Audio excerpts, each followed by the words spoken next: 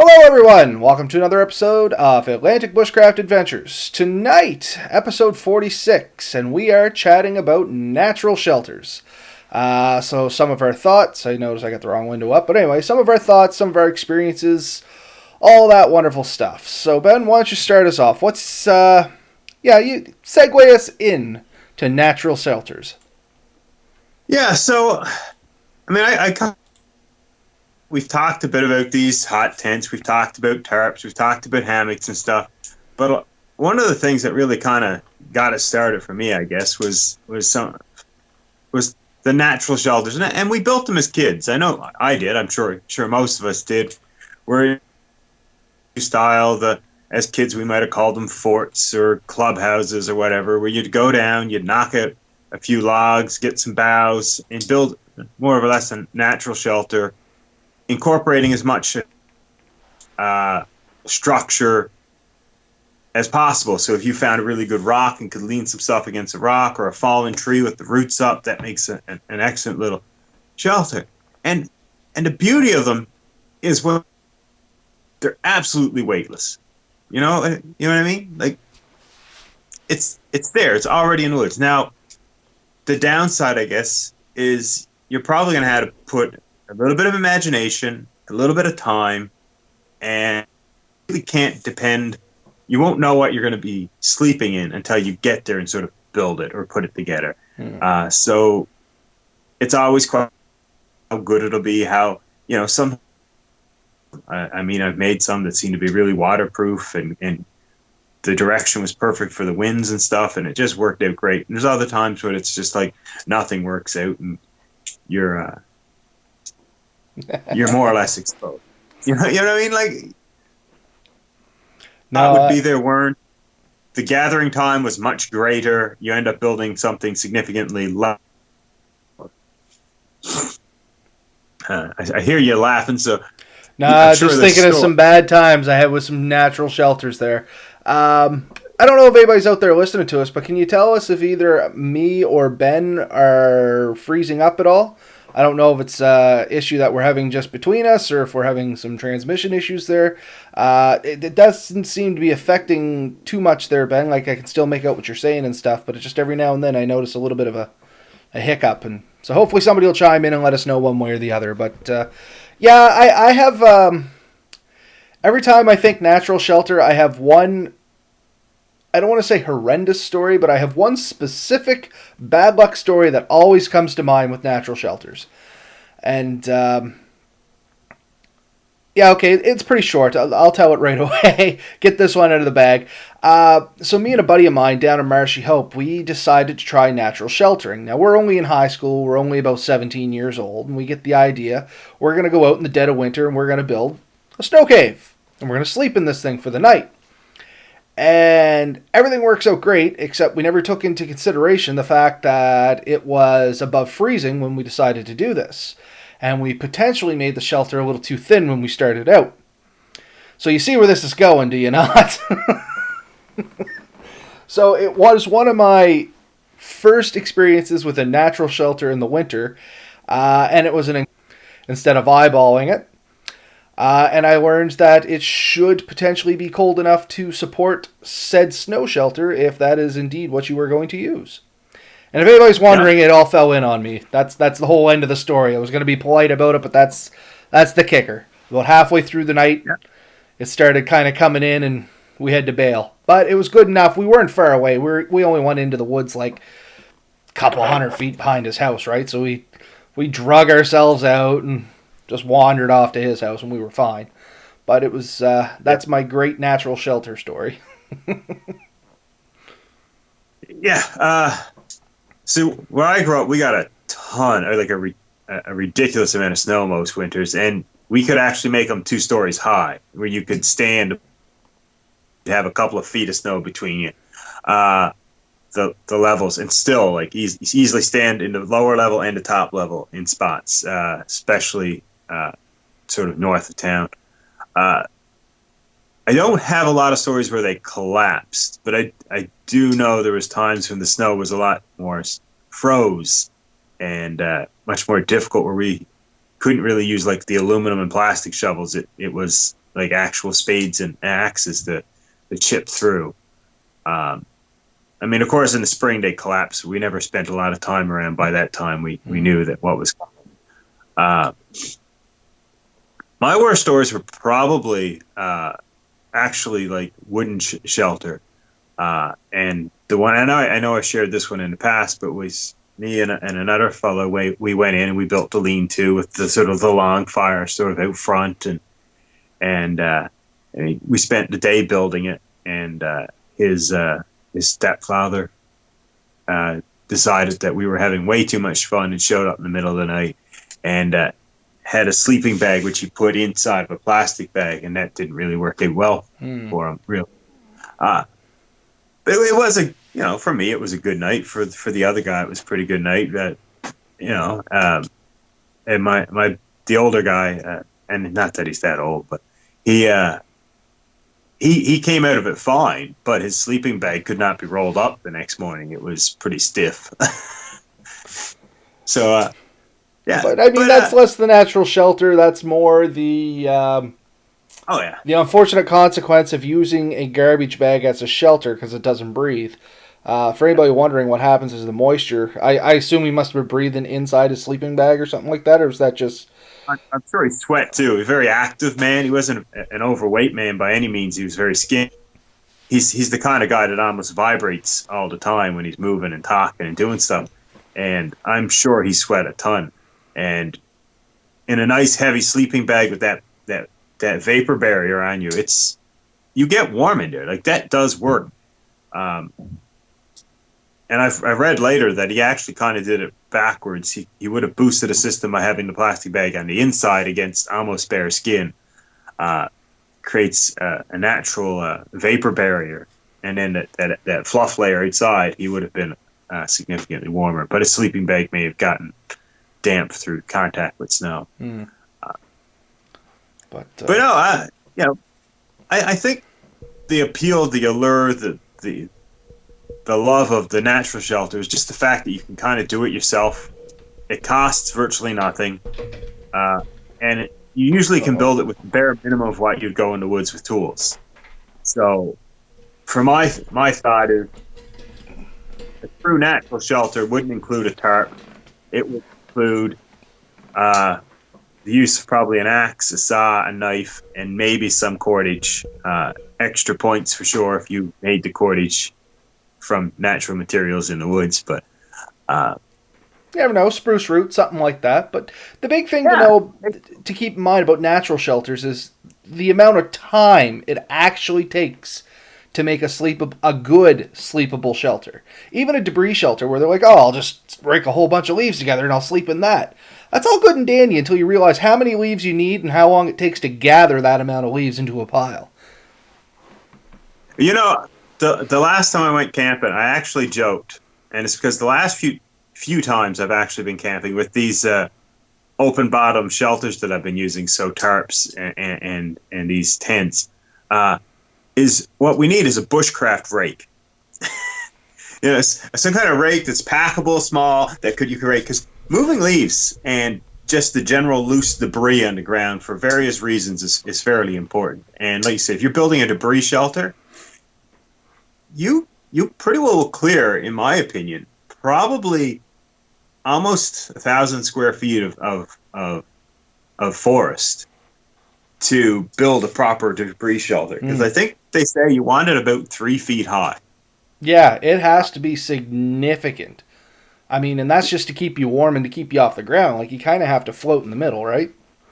Yeah. Well, they say you want about 3 feet of debris. And I haven't proved it, but 3 feet of debris before it becomes what would be considered waterproof. So if it's raining or something, anything less, it will soak through. But anything more, it'll soak in a bit, but it won't get through to you. Shy of like hurricane style stuff, then maybe you got another problem there. But that's a lot of material. Like to gather that kind of leaves, and if you're in a pine forest, you get a lot of pine needles, but really good luck. If you're in a spruce forest, you're gathering moss, right? Like it changes from environment to environment, and you kind of have to build. I heard one YouTuber say this before. A natural shelter, you build what you have. A lot of rocks, you use rock. If there's a lot of tree, you use tree. If there's a lot of sand, you're going to end up using sand. Whatever you have in excess of becomes your shelter. And that makes a lot of sense. Yeah. So when you get to the area and you look around and see what you got, I mean, in my home province there of Newfoundland, if you go up north, the northern peninsula, Lanson Meadows or whatever, they built sod houses. And a lot of, like the Vikings and Northern Europe, that was a fairly common method because there was large fields of more or less grass. So you cut the grass, you can stack it up, you can make pretty well anything you want out of it. You looking one up? No, Jeremy's on there, and he just confirmed it is you that is glitching up ever so slightly here and there. I don't know. Nothing's changed, so it might just be the amount of people on the... You're with Eastlink too, aren't you? Yeah. So their service is greatly influenced by how many people's online. So people may be on checking the storm tomorrow. It's hard to say. We'll roll with it and hope for the best. Yeah. Yeah. What I was saying though is the more material you have, whatever you have an excessive material of, something you can easily gather, then you can push it together into a shelter form. Works out great. But you hit the point earlier, right on. It's the time and effort that's involved in it. The reason I think we all tend to lean towards pre-made, packable shelters is the ease and the time savings. Like even if you are carrying, anywhere from half to 10 pounds, depending on what you're using, that shelter is going to set up in minutes. It's going to keep you dry. It's consistent. It works. And ultimately, you burn less energy carrying it in than you would. Yeah. When you end up with the right conditions and everything falls in line, a natural are pretty quick and pretty good. But I've been in what I thought was a perfect spot for like a lean-to using the evergreens boughs to make the shelter, and we quickly realized that the evergreen boughs that we could reach weren't enough in the general vicinity, so we started walking further and further away, and that adds time, effort, dragging it all back, stacking it down. It actually takes quite a bit of evergreen to make a decent shelter. Yeah, no, it takes an immense amount, not only to waterproof you on the outside, but if you're using it to sleep on as well, you need like a significant thickness of that and the proper ones. You can't just use like the old super spiny ones. Well, you can, but you're not going to have a good night's sleep. You prefer fur that's fairly young and soft if you can get it. That makes a real nice bed. Oh, it does. Yeah. I mean, yeah, you can't really beat it. And the satisfaction of knowing that you did this with, all by yourself, it's pretty immense. It's a great feeling. Oh, it's an amazing feeling to make your own shelter. Like I said, even a lean-to with a long fire, as you were saying. It's great just to be able to make something crawl inside it and go, you know what? I did this. This is all me. I've provided for myself with very little reliance on anyone else. Yeah. And they tend to become semi-permanent. Like, which you can pretty well leave it. It's all natural materials. Like, if you never come back to it, in 5-10 years, it'll pretty well fall, collapse on itself, rot away, and it's gone. If you keep showing up to it, if you maintain it, you keep the leaves and stuff from building, last a bit longer. If you changed a few things as they rot and stuff, you can keep them pretty well indefinitely. And become the real savings because it's already built. So every time you visit, you don't have to put that effort into it again. Much into it. You can leave a few things there. I look like I might be freezing. Yeah, you started hitting some pretty consistent freezings there, but I did catch what you were saying at least. Yeah. Like I said, might be Eastlink tonight. Their service may be just slow and we're both of us on it. It could be causing a little problems. So once again, we apologize everybody, but we are doing the best we can with what we got.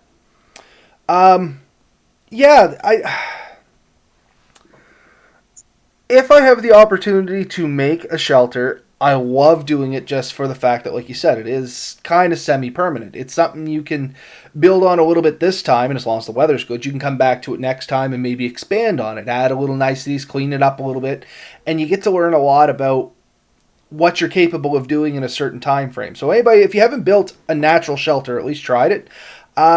Next time you're hitting to the woods, just take a small tent, your sleep system, and all that, and give yourself a little extra time and try setting one up. Try a few different things. Do some research before you go in so you actually have a basic understanding of structural integrity. And just see what you're capable of, what you can actually get going, how long it takes, and then start thinking outside the box. Because there's all kinds of general patterns, I'll say, of how to build shelters out there. But then once you get going, you start kind of doing things that just make sense to you in your situation that's kind of unique to that situation, and you won't see it anywhere else. And after a while, you just kind of get on a roll with doing your own thing. Oh yeah, my favorite is kind of the winter, because you kind of just build the basic structure.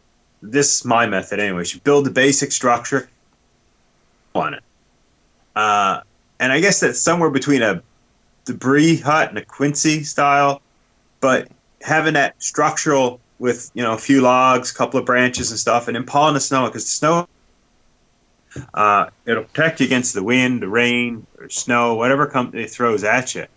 And you can be quite comfy in there. You get a bit of a wall of snow all the way around you, nice dug down to the dirt, good solid structure. You're going to be real comfortable with fire down there. You're going to be warm enough that you can definitely get your jacket off. You can sit there and enjoy. And with the winter, you're not going to have like the nuisance animals and stuff coming around bugging in. So it's a really great time. I think people underestimate how comfortable you really can be in a well-built or well-thought-out winter camp. And natural shelters, I think, are almost ideal in the winter for. And it's funny that you say that. I was thinking the same thing. When I go winter camping, I generally liked making kind of my own little shelter in there. Like, I liked the hammock camping. I don't have an underquilt or anything like that, so I haven't done it in the winter, self-admittedly. I have slept in tents on pads and stuff like that, but like you said, you seem to get an additional bit of comfort by making a natural shelter, because now you can make a fire and have it all night. Especially if you make like a super shelter design or a lean-to design with a long fire, you're going to have that little bit of warmth all night, just kind of soaking into you, and it's just a nice feeling, in all honesty. And you have, once again, with that fire all night, it's a little nicer to get up and change. You're always kind of warm. You acknowledge the cold out, but there's always that little bit of heat. Yep. I think it really is almost empowering, though, because you're out there and like, I did this. I'm in an environment that a lot of people, they won't even stay in it. They say, "Oh, I'm too cold." They'll go in and out of it. But if you take the time, while you're building, you're going to produce enough body heat that don't worry about getting too cold. If you're working hard, you're going to be warm. And then once you get the shelter built and you're in and you've got like a cover over your head, so you get a fire going in there, blasting a bit of heat towards you, you are going to be in a fairly comfortable environment. I'm not saying you're going to be in t-shirts and shorts. Like, no, that's not going to happen. Like you said, you acknowledge the cold. It's real. It's there. But with that radiant heat coming at you and the nice warm glow of the fire, especially reflecting off the snow, it's a little bit brighter. It's a little bit warmer. And you get really comfortable, and it's extremely enjoyable. Yes, there's the downside. You're feeding that fire. Otherwise, it's going to go out and it's going to get cold relatively quick. But if you can stay up, keep the fire going, you'll get through the night not only comfortable, but I think feeling great about yourself. Like, that's something that a lot of people just don't do. They don't experience, and if you can do it, you should be proud of yourself. You really should be proud of what you've accomplished. It's not that nobody can do it. Almost anyone can, but not very few people will. have the initiative and drive to do it. Yeah. No, go ahead. Sorry, Ben. I didn't mean to cut you off. I'm sure you're the same. Like when you mention a lot of this stuff to half our your coworkers, your friends, your family, a lot of people just look at you and say you're nuts. Like, Oh what's yeah, wrong with they you? said that before I mentioned it to them. That just reasserted that I was completely crazy. Yeah, but they do. Like half the people I talk to, are like, yeah, if I'm not in my house, I'm in like in a hotel. Like, what are you talking about? My And I father's mean, favorite thing. He's seen our show a couple times, and he said, "You guys are nuts. You know how I camp?" And I was like, "Okay, Dad. How do you camp?" Howard Johnson. It's the only way to do it. you know, okay, that is for some people. It really is. You know what? It's not for me. You know that when we're here, this is it. But I don't overly like hotels. I don't overly like. Well, in some ways, I don't overly like a lot of people. But you're Fair stuck in a enough. building with people all the way around you. Like the walls aren't overly thick. You don't know how many people have slept in that bed. I'm not going to diss the hotel and say it's not cleaning it, but it's 1,000 people. If that hotel has been open for 3 years, 1,000 people have probably slept in that bed. You know what I mean? At some point in time, Yeah. that's a lot. It is a lot. I mean, I get it. It's clean and all that stuff, but it's just a different feeling being outside. There's something about the primitive living, and I am going to call it primitive living, that just feels so satisfying when you accomplish it. Yeah, And if anybody's interested in attempting winter camping and you haven't done it before, I highly recommend doing it with a couple other people. Don't try and run out and do it yourself. Uh, Definitely rely on your fellow friends and stuff like that to aid some support and to help you get through it. I mean, if there's a couple of yous, you can take shifts stalking the fire and having a good night's sleep. That's a common practice that I like. If you get four people like that, you can kind of set up some lean-tos all around the same long fire, you know what I mean, all oh yeah, around, and basically, depending on how many, if there is, if there's only a couple, one person can stay up. If there's a handful, two of you can stay up, just have a chat while the others are sleeping, keep the fire stogged, and then as you get tired, you give them a nudge, it's your shift, you crawl into bed, and everybody wakes up refreshed and warm. We did this with a couple super shelters once, and you were saying t-shirt and shorts weather. We were measuring it outside, it was something like minus 22, and inside the super shelters, one of them, Jamie's, it was a little closer to the fire than the rest, and it was something like 27 degrees inside. Like literally, he had that's awesome. sweat pouring off his face. He's like, "Guys, no, it's just not good here." But it was kind of funny because we're like, "Man, you might be a little too close to that fire. You may want to back up." And he's like, "No, no, no, I want to be warm." We're like, "Your plastic You might were melt." wrong.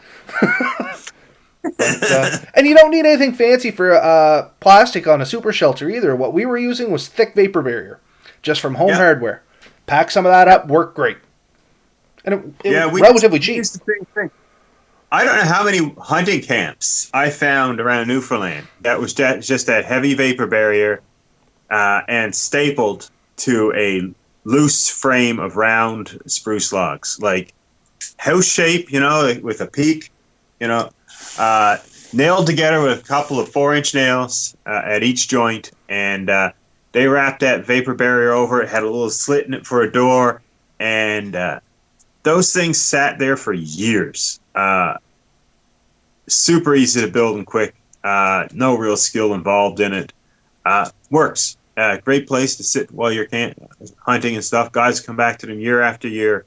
I don't think they even bother with stoves for the most part, but maybe they did.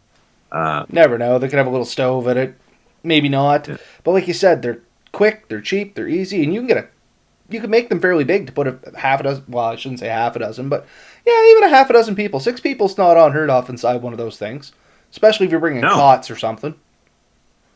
Yeah, I definitely seen them big more often than not that would be very comfortable for four or more, but four is probably about the average size of what I used to usually see. Uh, and that's an easy one. I call that sort of a semi natural shelter in the fact that you're using some natural poles and stuff, but you are using basically a cheap version of a tarp. And it works. It's extremely efficient, works very well. And in the summer, it's basically a greenhouse. Uh, but it keeps the wind and stuff off you, and that's the main part. But yeah, back to general natural shelter. So we talked a bit about it. We got your lean-tos. One of my favorites are and this one's semi-safe, the fallen trees. You know, the ones Hmm. where the roots get pulled up with them. Yep. That that creates a natural wall. Usually, but it's really thick. Any wind or rain coming from that direction is not getting through to you. Just make sure that the tree is good and down. Not necessarily going to come back up Yeah, for any half potential reason. perched or something like that. Yeah.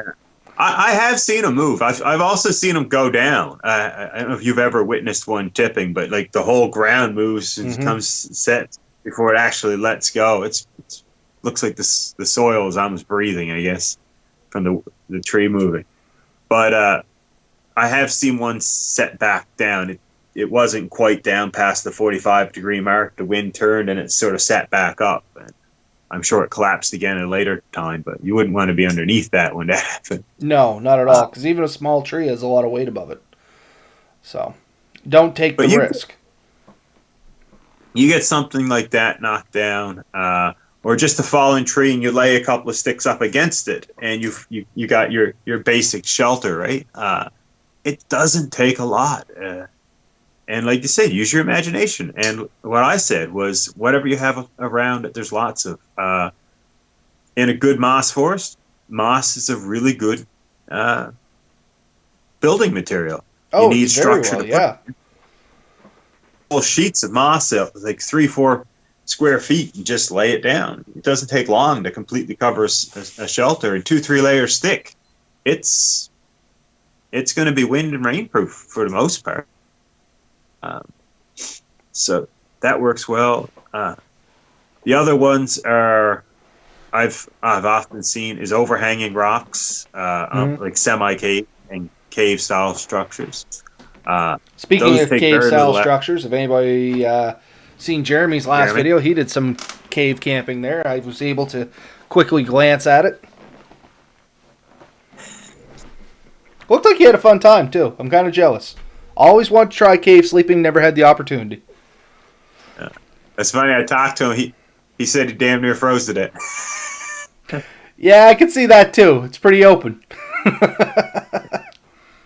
But His main no, thing is that he slept on his jacket, as which is an impressive method. Like he went with minimal gear. It was just a quilt, and his jacket was basically his sleep system. And he was comfortable, I think, for most of the night. When he woke up in the morning, I texted him and I was talking to him, and he said he was froze. So, uh, Jeremy loves to find extremely interesting spots. Did you see the one where he slept on top of a rock yep. in the middle of a river? Yeah, uh, that's cool stuff. But back to ours, different things you can look for Well, that's the and thing. aim for. Your imagination's literally your only limiting factor there. Go online, look up some basic structures, get the idea in your head, but the bottom line is there's no real wrong way of doing it. There's tried and tested methods of doing it, which you can default to, but there is no real wrong way of building a shelter as long as it is big enough to put you inside it, strong enough that it doesn't collapse on you, and insulated enough that it keeps the elements off you. That's it. Doesn't matter what it looks like. If it's crazy but it works, it's not crazy. No. Uh, if you followed Alone, I think it was Alan Kay. If you looked at his shelter, it was the most pathetic shelter, I think, of the entire Alone series, and he won that episode, Mm. that season.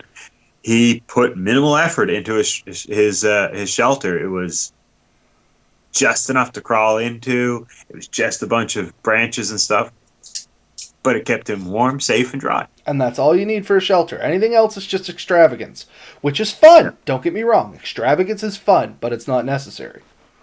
No. Yeah. In the end, it's function, uh, form and function, right? Fit, form, and function. I guess the old saying. It doesn't have to look good. It doesn't have to be aesthetically pleasing, but it does have to work. And that's the long and short of it. Have Um, and get it. Yeah, no. Yep. There's only one little thing I want to kind of bring into it because I do get asked it quite a bit when I bring up the topic of natural shelters. And everybody wants to know, can you bring a fire inside a natural shelter? What? Or sorry, I Then shouldn't say everybody wants to know. Most people want to know, can you bring a fire inside a natural shelter? Short answer is yes. Long answer is yes. But it's kind of two unique things. You can. It's not always necessarily a good idea to. There's a lot of special considerations you have to put into it. To bring a fire inside a shelter, generally it's going to be a smaller fire. You don't want a rip yep. roaring bonfire in a shelter. That generally does not go over well for you. You need some sort, or I have found, you need some sort of cold air intake so you don't get it full of smoke. And you need good Yep. ventilation at the top, of course, to let that smoke out. Now, if you can't get those three factors in and get them in really well, generally, I abandon ship on taking fire inside a shelter anyway. It's just one less worry for me. In extreme situation, well, not even extreme situations, I've done it to try it. And if it's in some of my winter camping, I have made like wiki ups and stuff like that with the top open and brought a small fire inside. But you know what? I find I stay just as warm, half the hassle, to just leave the fire outside and get like let the heat radiate and reflect in. Build a I know no such thing as a reflector, but you know what I mean.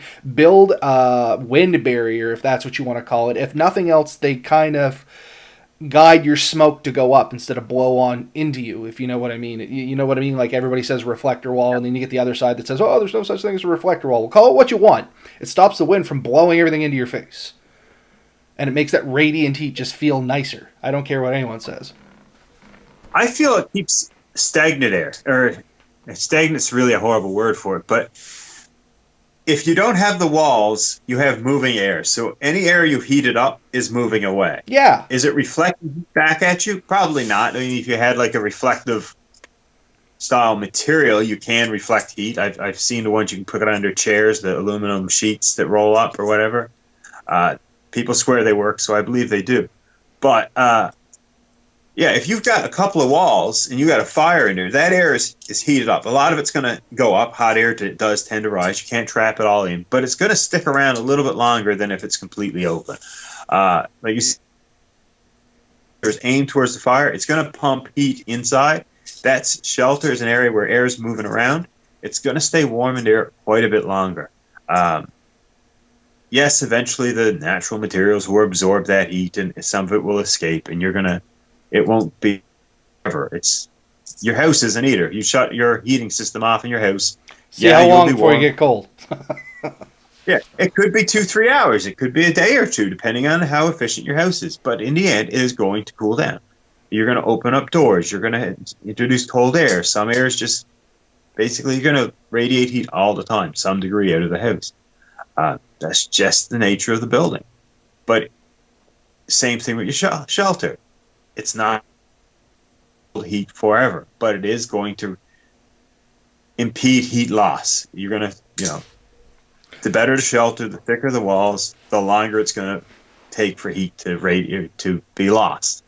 Yeah, and I agree with you. Like I said, I'm the kind of person I always throw up a reflector wall. And I call it reflector wall just because that's the common term for it. Does it reflect heat? Debatable. Does it help? My experience, yes. And for all the reasons you just listed. If nothing else, it stops the air from being, or the heat from emissions. So, especially if you're new to it, you're just a little better off. Build yourself a nice shelter with a little wider opening. Set yourself up a containment wall, if that's what you would call it, or a reflector wall, let's be serious here. And just make a nice fire outside, keep it well stocked, and you'll be just as warm. And you won't have, hopefully, if it's not super windy and you picked your angles and everything right, or your sides right, you won't have a whole lot of smoke choking you out, and you'll still be just as comfortable. The biggest problem I've ever had with a fire within the shelter or too close to the shelter is smoke. And the side concern there is if you're breathing a lot of smoke, you're not getting good clean air, then you are potentially putting yourself at health risk. The other one I've always worried about is if the fire does get too big, the shelter itself could catch on fire. Mm-hmm. And the tendency there is to keep the fire more or less in the center, usually between you and the door. That tends to be where they end up. If that's the case and it kind of gets out of hand at some point, you are now sort of trapped within your own shelter, and you have to go over or through the fire. And I have been in that situation where a fire did get a little out of hand. Me and a buddy were in a quincy saw hut with a little fire. We had a hole in the top where smoke was coming out. Air came in through the entrance, up through that quincy. It got a little bit bigger. The smoke sort of got trapped inside, and we sort of had to sort of like jump over the fire and get out the hole. We kind of learned our lesson then. We didn't do a lot more of that. What we did use in the snow structures, and I'll finish up right here, is, and this works, candles. You'd be surprised how much candle puts out. And that's just it. Inside snow structures, especially snow structures, don't ever think you're going to be in shorts and t-shirt. It's not realistic for a snow structure. I mean, you can do it, of course. It's not smart to do it. No, you're only trying to... shelter will melt. Exactly. You're only trying to break the chill enough that you're comfortable, that your sleep system and the rest of your insulation, your clothes and stuff is going to keep you warm while you're in there. And that's an important thing to remember with snow shelters. But that's a topic for a whole other time. Yeah. So I think we've covered what we wanted to cover. It's extremely fun.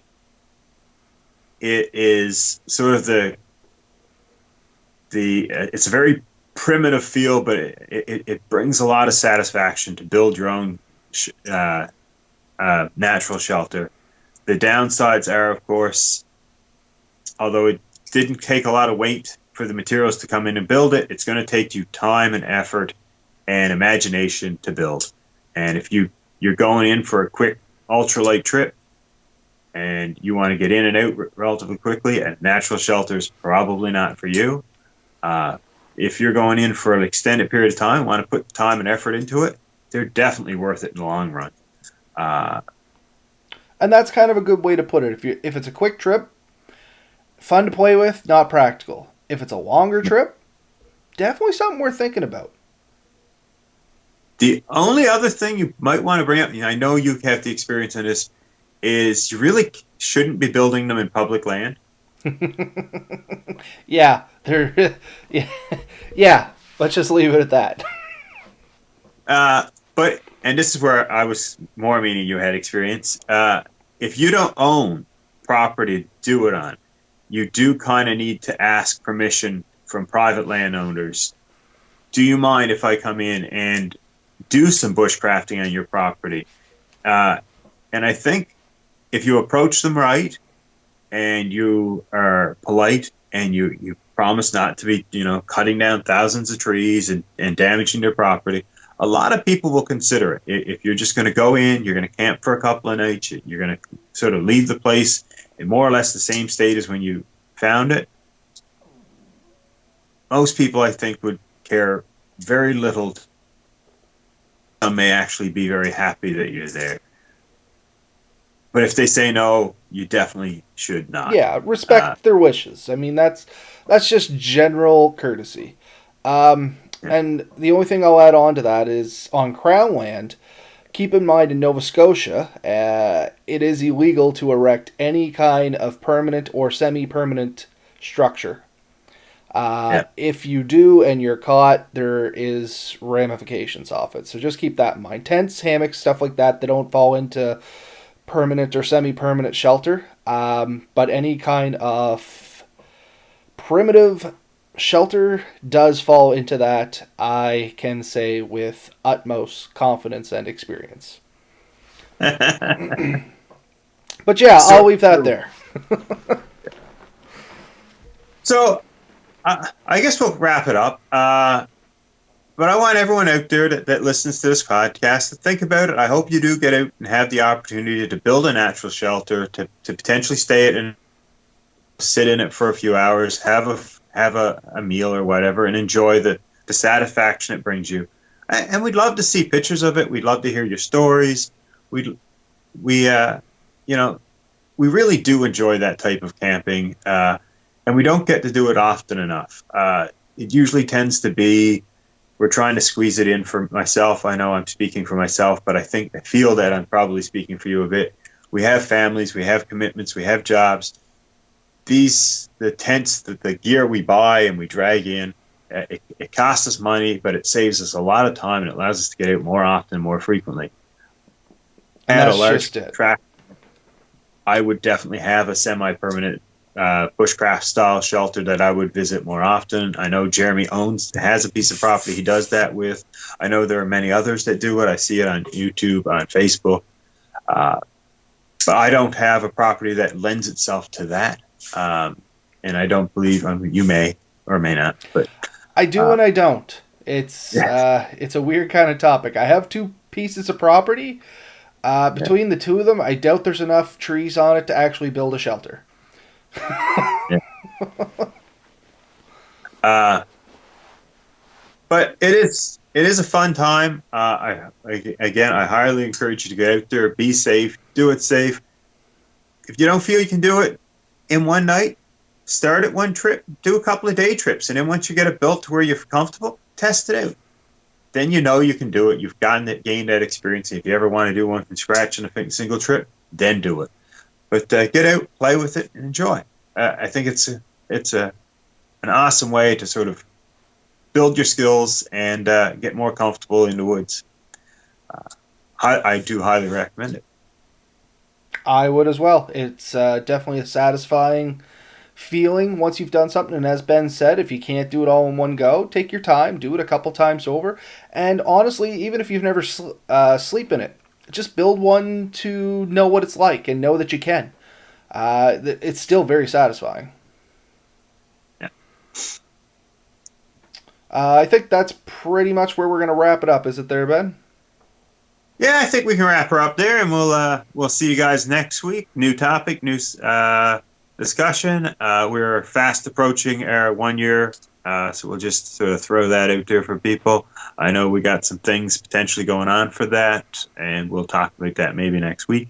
Yeah, might be a good topic for next week because that'll be episode 47, which means it's only going to give people 5 weeks to be able to be a part of anything that we happen to talk about, which sounds like a long time. It's not that long. No, it's going to happen in a blink of an eye, buddy. Oh, man, it always just keeps going. But before we do close off, I'd like to say if you are listening to us on audio, be sure to check us out on our Facebook page. You can find us at Atlantic Bushcraft Adventures. On Twitter, ABA_Bushcraft. Instagram, it's Atlantic Bushcraft. YouTube, just search Atlantic Bushcraft. Be sure to check it out. We put all our videos that you hear right now up live. You get to see our beautiful faces or grimace at our not so beautiful faces, whichever way you want to look at it. But yeah, be sure to check us out on YouTube, subscribe, all that great stuff. We have a website, atlanticbushcraft.ca. On the other side of stuff, if you're watching us only on video and you'd like to try the audio experience, you can find us on iTunes, Spotify, Google Music, and pretty much every other podcasting service out there by just searching the Atlantic Bushcraft Adventures, and then you'll have the best of both worlds. You'll get to see us and hear us later, so that's just absolutely amazing. And, of course, once again, going back to our audio listeners, you will get to see other videos of us doing different things on our YouTube channel, not just the podcast. We have how-tos, instructional videos, kind of show and tell videos, adventure videos. There's starting to become a small good crop of variety up there now. Yeah, and we're growing it. We're learning. It's a constant learning curve for us, but we are definitely improving, and we're getting more and more stuff up. It's been an amazing ride so far. I really am enjoying it, and I hope you guys enjoy what we do. We'd love to hear more feedback. Thanks. And all.